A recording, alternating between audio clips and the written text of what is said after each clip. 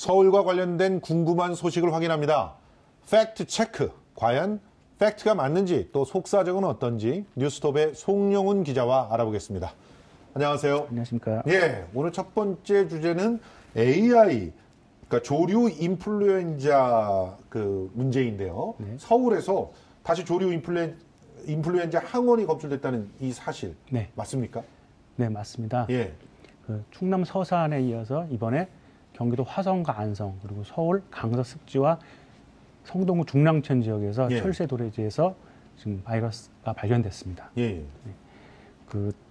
일단 그 항원 검사 결과 그 서울 강서 습지 지역과 중랑천에서 발견된 4곳 중에 두 곳 중에 이제 총 4곳 중에 한 곳씩은 저병원선으로 확인이 됐고요. 다행히 아직은 저병원선으로 확정됐는데 현재 추가 검사가 진행 중입니다. 그러니까 기본적으로는 아직은 저병원성 인플루엔자였다. 이렇게 밝혀졌다는 건데, 근데 지역 축산농가들은 지금 이 소식만 들어도 가슴이 그냥 철렁 내려앉잖아요. 네, 지금 그렇습니다. 서울 같은 경우는 뭐 주변에 그런 축산 농가가 없어서 다행인데, 그 지역 같은 경우는 특히 안성천 같은 주변에는 축산 농가가 있어서 지금 좀 주의를 기울이고 있는데요. 그 고병원성으로 확진이 될 경우에는 이게 법정 일종 가축 전염병입니다. 구제역과 함께 아주 심각한 피해를 줄 수 있는데요. 그렇죠. 전파 속도가 빠르고 치사율이 높습니다. 닭이 이 바이러스 걸릴 경우에는 80%가 폐사한다고 합니다. 그렇죠. 2003년에 처음 한국에서도 이제 발병이 됐는데요. 매년 그 피해 규모가 늘어나고 있고, 작년 같은 경우에 아주 최악의 피해가 있었습니다. 그렇죠. 뭐 작년에 진짜 그야말로 모든 축산농가, 특히나 닭 키우는 농가에서 피해를 갖다 봤다고 해도 과언이 아닌데 전국적으로 발생을 했잖아요. 네, 그렇습니다. 근데 문제는 이 조류 인플루엔자가 사람한테도 감염이 될 수 있다라고 하는 얘기 때문에 그런 건데 지금 사실은 감염됐던 그런 사례들도 있었죠? 네, 그렇습니다. 원칙적으로 인체에 감염이 안 된다고 알려졌는데요. 그게 원래였죠. 네, 원래 그랬는데 H5N1 같은 경우에는 그 감염 사례가 있었습니다. 1997년도에 처음 홍콩에서 발병된 감염된 사례가 있었는데요. 그 당시 6명이 사망을 했고 2003년에 아시아 지역에서 발병을 해서 23명이 사망하기도 했습니다. 다행히 아직 한국에는 그런 사례가 없긴 한데요. 주의를 기울이고 있습니다. 아니, 기본적으로 증상은 감기랑 거의 비슷하다면서요? 네, 똑같습니다. 그런데 굉장히 치사율이 높은 거 아닙니까? 지금 현재 말씀하신 대로 그렇게 많은 사람이 사망했다면? 네, 보통 사람들이 감기니까 뭐 독감이니까 뭐 약 먹고 푹 쉬면 되겠지라고 생각을 하시는 분들이 많은데 38도 이상 고열이 올라가고 또 기침이나 뭐 이런 거 그대로 있고 그래서 겉으로 보기엔 독감이랑 똑같다는 거예요. 네, 보통 그냥 감기나 독감으로 무시할 수 있는데 최근에 조류 인플루엔자 바이러스가 발견됐다 하는 그런 시기라면은 좀 더 주의를 기울이셔야 됩니다. 이게 스페인 독감이라는 병 때문인데요. 스페인 독감이라는 게 그 흑사병과 함께 인류 최악의 전염병 중에 하나였습니다. 그럼요. 실제로 죽은 사람만으로는 스페인 독감이 더 많았다고 그러더라고요. 네, 그렇습니다. 그게 1차 세계대전 이후인 1918년과 19년 2년 동안에 발병된 병인데요. 그 당시 감염이 전 세계 인류의 5분의 1 감염이 됐었고요. 사망자가 최저 2,500만 명에서 최고 5천만 명 이상으로 지금 보고 있습니다. 당시 일제 강점기인 한국 땅에도 발병이 됐었는데요.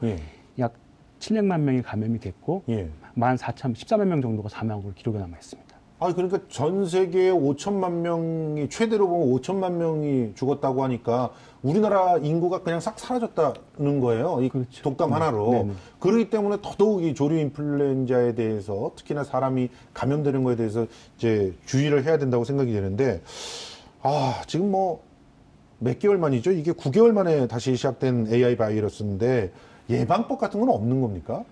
네, 하나 더 말씀드리면 여기 예방법 나오네요. 그 당시에는 그 원인을 스페인 독감 당시에는 원인을 정확히 몰랐는데 최근 연구 결과에 의하면 그 당시 스페인 독감 바이러스가 H1N1이라는 그런 케이스인데요.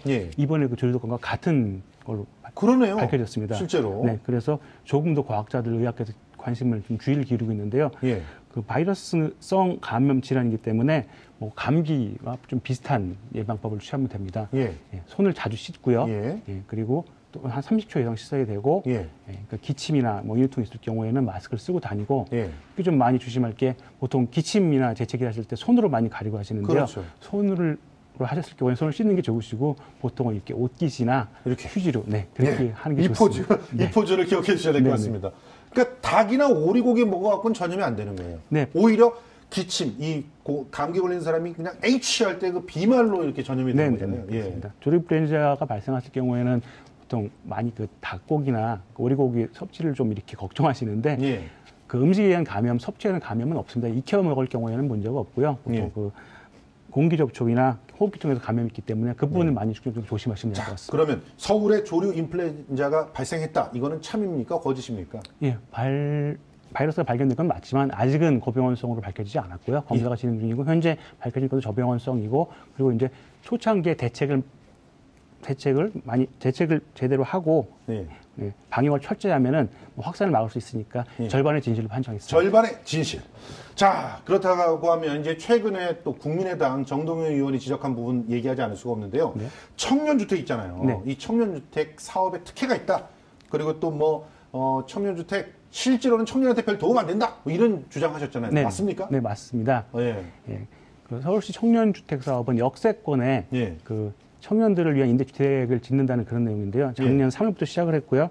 지금 좀 구체화되기 시작했는데요. 일단 역세권에 개발이 덜 된 역세권 주역에 좀 용적률을 높여주거나 세제 혜택을 주고 그 대신에 그렇게 지어지는 거에 대해서 모든 그 100%를 청년 임대주택으로 제공하는 내용으로 지금 사업이 진행되고 있고요. 올 연초에 세 곳에 모집을 시작했고 2, 3년에 이제 입주가 시작될 거라고 합니다. 2, 3년 후에 입주가 시작된다. 근데 뭐가 문제라는 거죠? 정동현 의원이 제시한 문제는 크게 두 가지인데요. 하나는 임대료와 그 월세가 너무 높지 않느냐. 월세가 너무 높다? 정 의원이 주장하신 거는 임대보증금은 보통 임대보증금이 약 4천만 원이 넘고 4,200원 정도고 월 임대료가 39만 원 정도 이르면 이 경우라면은 아르바이트나 비정규직으로 생활하시는 분들, 청년들은 이게 자기가 벌어들이는 비용이 약 3분의 1 정도를 이쪽에 지출을 해야 되는데 좀 무리가 아니냐 이런 내용 한 가지고요. 또 하나는 청년 임대주택으로 지정이 되면 그 용도 변경이라든지 어떤 세제 혜택 같은 게 있는데 이게 좀 과도한 거 아니냐 이런 두 가지 지적을 했습니다. 그러니까 이게 무슨 말이냐면 결과적으로 청년한테 가야 될 그런 어떤 혜택이 그 건물주한테 다 돌아가는 거 아니냐 이 얘기를 갖다 지적을 하신 건데 실제로 그렇습니까? 먼저 임대 비용 부분부터 좀 짚어보겠습니다. 정 의원이 얘기한 그 4,200만 원에 38만 원의 경우, 39만 원의 경우는요, 그 1인 공간에 하나는 거고요. 서울시가 처음에 임대주택을 그 사업 계획을 할 때 공유주택 개념을 도입해서 1인 공간만 있는 것이 아니고 2인 쉐어 혹은 3인 쉐어 공간도 있습니다. 이 경우에는 좀 임대료가 내려가겠죠. 그렇죠. 최저 12만 원 정도가 되는 경우도 있고요. 보통 3인 공간의 경우 보증금 2,800만 원 정도에 약 월세 29만 원 정도가 됩니다. 이 기준이 좀 있는데요. 주변 시세의 60에서 80% 정도로 기준을 잡아줬고요. 근데 또 문제가 될 수 있는 거는 이 경우에는 100% 그 임대를 하는 그 주택에서 모든 걸 서울시가 하는 공공임대는 아니고요. 민간 임대 부분이 있습니다. 이 경우에는 약 90%까지 받을 수 있고요. 이런 걸 생각하면은 좀 정의는 지적도 일리가 있는 부분입니다. 그러니까 10%밖에 안 깎아준 데도 있으니까 이 부분은 얘기할 수 있는 것 같은데. 근데 특혜를 줬다는 내용은 더 심각해 보이는 거거든요. 네, 특혜. 정확히 보면 혜택이라고 할 수 있는데요. 우선 조건이 전체를 다 임대 를 준다는 조건에 8년 동안 또 그 기간을 정해놨습니다. 임대를 줘야 되고 그 임대를 주는 조건으로 100% 임대를 주는 조건으로 혜택을 주는 것이기 때문에 그런 혜택을 주지 않으면 사실 좀 개발이 어렵죠. 소규모 주택들을 그렇게 갑자기 개발할 수 있는 그런 어떤 자금을 가지신 분들도 많지 않고요. 또 하나는 이 청년주택을 지으려면 의회의 의견 청취 과정을 거쳐야 됩니다. 그냥 서울시가 독단적으로 할 수 있는 게 아니고요. 의회의 그 청취 과정을 거쳐야 되는데 이 경우에서 보류가 되는 경우가 꽤 있습니다. 견제가 되는 거죠. 뭐 실내로 송파구 잠실 세내역 근처에 있는 곳도 4월, 10월 두 번이나 의견 청취 과정을 거쳤는데 그 과정에서 지금 보류가 됐고요. 또 서울역 인근 지역도 지금 현재 중단돼 있습니다. 그리고 정 의원이 얘기한 마포구 지역도 현재 주민들의 반대로 아직 진행이 안 되고 있습니다. 그렇군요. 서울시의 노력이 결실을 맺었으면 좋겠는데 하여튼 기본적으로 청년 주택에 대한 반응은 좋죠? 네, 그렇습니다. 현재 뭐 청년 주택 주거 문제는 굉장히 심각한 편인데요. 뭐 두 명 중 한 곳은 지금 제대로 된 주거 공간이 없다고 합니다. 그렇습니다. 다행히 이 서울시의 청년 임대주택 사업이 정부의 청년주택 정책으로도 책정이 돼가지고 지금 공급이 좀 확대될 것 같고요. 아무튼 지금 그래서 팩트 체크 결과 어떻게 나왔나요?